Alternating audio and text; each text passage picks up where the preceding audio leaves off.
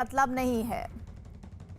देश भर से कोरोना से मचे कोहराम की जो तस्वीरें सामने आ रही है वो लगातार कई राज्यों तक बढ़ रही है और इस वक्त स्क्रीन पर 4 तस्वीरें मैं दिखाने जा रही हूं। दिल्ली, रायपुर, भोपाल और जयपुर में पुलिस की सख्ती का असर भी दिख रहा है। सभी बाजार बंद है, सिर्फ जरूरी सेवाओं को ही छूट दी गई है। दिल्ली में बिना वजह घर से निकलने वालों की जांच की गई तो रायपुर में सड़कें सुनसान नजर आई। वहीं भोपाल और जयपुर में भी सभी दुकानों पर ताले जड़े हुए हैं। भोपाल से मनोज हमारे साथ हमारे सहयोगी जुड़ रहे हैं। मनोज, हाल बताइए भोपाल का।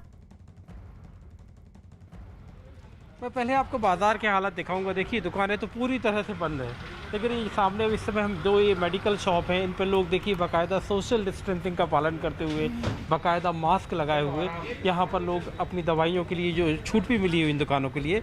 बार बार सरकार ये कह रही है कि अब हम कर्फ्यू की या ऐसा लॉकडाउन की बात नहीं कर रहे हैं, हम तो कह रहे हैं ये कोरोना कर्फ्यू है, लोग खुद तय करें। क्योंकि सरकार के मुताबिक खुद तमाम जो व्यापारी संगठन है, समाज के जो अलग अलग वर्ग हैं, धार्मिक जो नेता हैं, उन सब लोगों ने कहा कि भाई अब लॉकडाउन की ज़रूरत है। और क्यों ना हो, मतलब मध्य प्रदेश में जो आंकड़े हैं 11,000 से ज़्यादा केस एक दिन में, 22% की रफ्तार से बढ़ता हुआ कोरोना।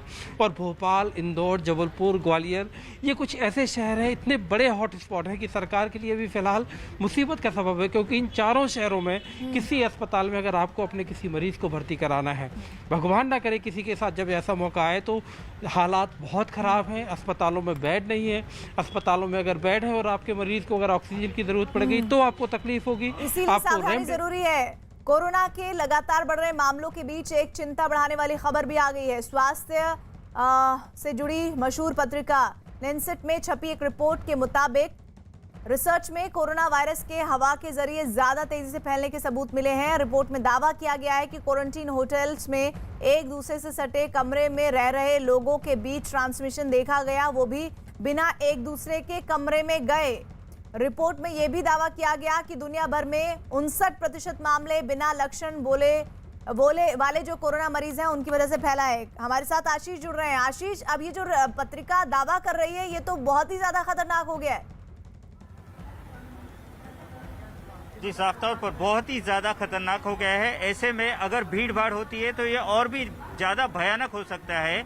और इस समय एलटीटी कुर्ला के जो टर्मिनस है, जहां पर बढ़ती भीड़ को देखते हुए अब खुद रेलवे के अधिकारी यहां पर पहुंचे हैं। हमारे साथ इस समय मौजूद हैं सेंट्रल रेलवे के चीफ पीआरओ हैं शिवाजी सुतार साहब। सर, कड़ी मशक्कत करनी पड़ रही है रेलवे को यहाँ पर जो भीड़ हो रही है उसे हटाने के लिए।